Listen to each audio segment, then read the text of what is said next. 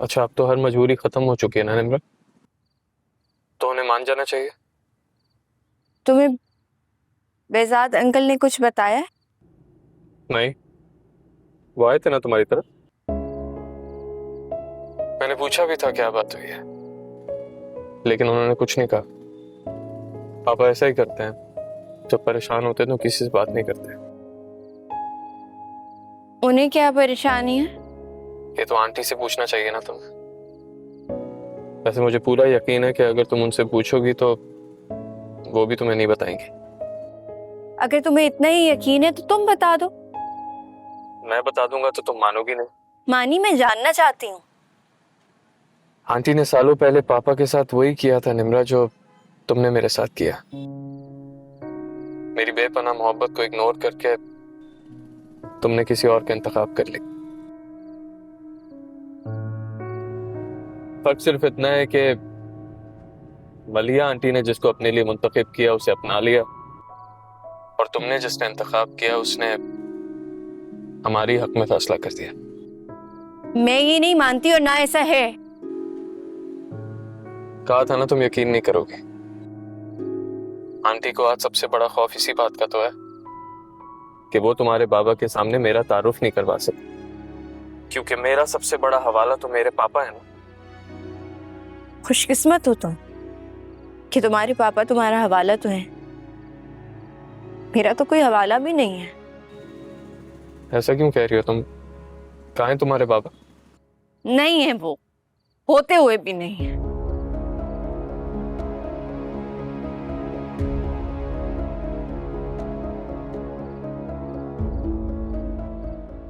Aunty ने सालों पहले पापा के साथ वही किया था निम्रा जो तुमने मेरे साथ किया। मेरी बेपनाह मोहब्बत को इग्नोर करके तुमने किसी और का इंतखाब कर ली। फर्क सिर्फ इतना है कि मलिया आंटी ने जिसको अपने लिए मुंतखब किया उसे अपना लिया, और तुमने जिसका इंतखाब किया उसने हमारी हक में फैसला कर दिया।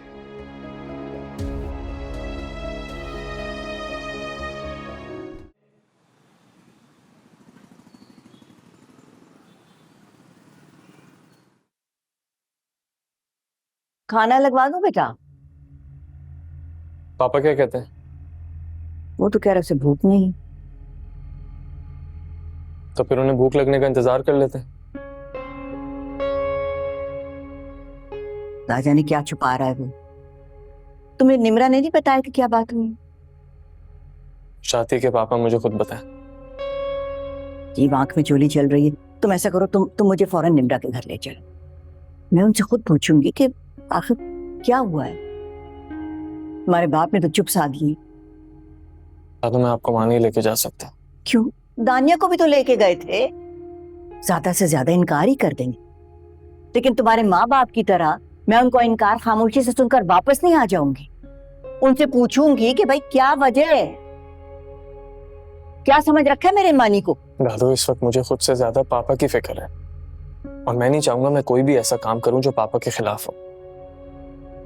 और तुम कह रहे हो कि बहजाद नहीं चाहता कि मैं वहां जाऊं? रुको, बहजाद क्यों नहीं चाहता कि मैं निम्रा के घर जाऊं? सॉरी दादू, मैं आपको नहीं बता सकता।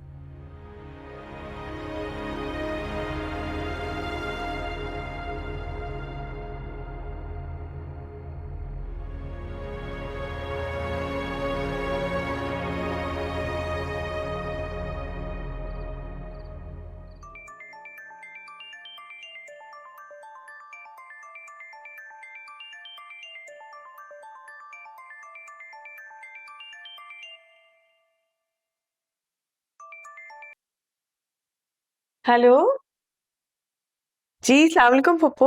वालेकुम अस्सलाम बेटा। कोई है तो नहीं तुम्हारे पास? नहीं, सब खैरियत है। हाँ, वो उस दिन निम्रा के घर गई थी ना तुम, उसकी माँ से मिली थी, तो फोन नंबर लिया था तुमने? मैं क्या करती उसका नंबर लेकर? बात क्या है? यही तो समझ नहीं आ रही कि बात क्या है। निम्रा की शादी जहाँ होनी थी वहां नहीं हो रही।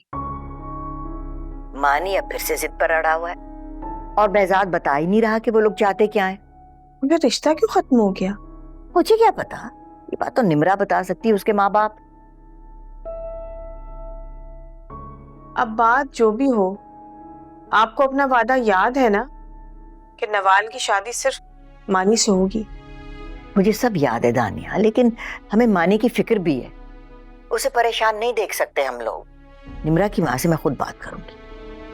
पप्पू, मानी से कहे ना कि वो आपकी बात करवा दे निम्रा की माँ से, बल्कि बेहजाद से कहे कि वो आपको ले जाए निम्रा की माँ से मिलवाने के लिए। आप भी अपने तौर पे थोड़ी कोशिश तो करके देख लें। तंज मत करो दानिया, मैं कोई खुशी से कोशिश नहीं कर रही हूँ, मजबूरन कर रही हूँ। और जहां तक बात है मानी या बेहजाद को कहने की, तो वो तो दोनों कतरा रहे हैं कि मैं वहां ना जाऊं। वो दोनों क्यों कतरा रहे? ये तो जानना चाहती हूँ मैं। अच्छा ठीक है, मैं नवाल से पूछती हूँ, अगर उसके पास निम्रा की माँ का नंबर है तो वो आपको भिजवा देगी। ठीक है? ठीक है, इंतजार कर रही हूँ मैं। खुदा हाफिज। खुदा हाफिज।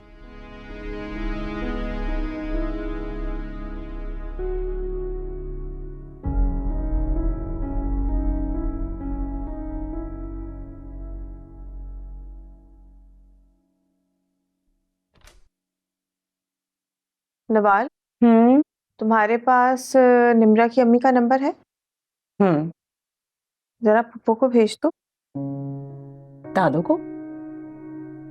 उन्होंने आंटी का नंबर क्या करना है? वो तो खुश हो रही थी कि मानी की जान छूट गई निम्रा से। होगा कोई काम, भेज दो। ओके।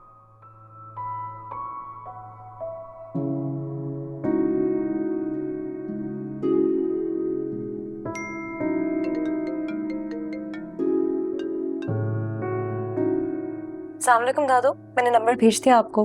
वालेकुम अस्सलाम बेटा। वैसे आपको मलिहा आंटी से क्या बात करनी है? मलिहा? निम्रा की अम्मी का नाम है मलिहा।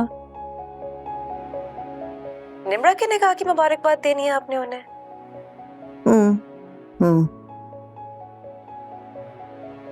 ओके बेटा, थैंक यू। हेलो दादू,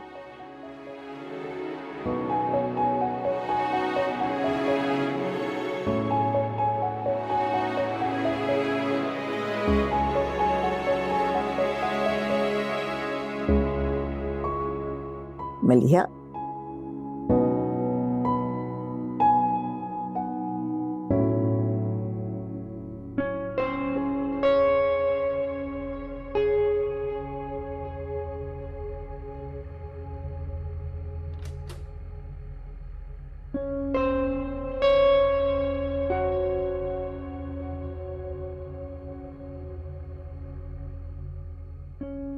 चैन नहीं है तुम्हें? बस कर दे पापा, दोपहर से रात हो गई है। किस बात का गम मना रहे? बेशक ना बताएं, इसी तरह छुपाए रखें जिस तरह जिंदगी पर सारे गम अपने दिल में छुपाएं। लेकिन ये मत भूलें कि इस घर में आपके सिवा 2 लोग और भी रहते हैं जिन्हें आपकी बहुत फिक्र है।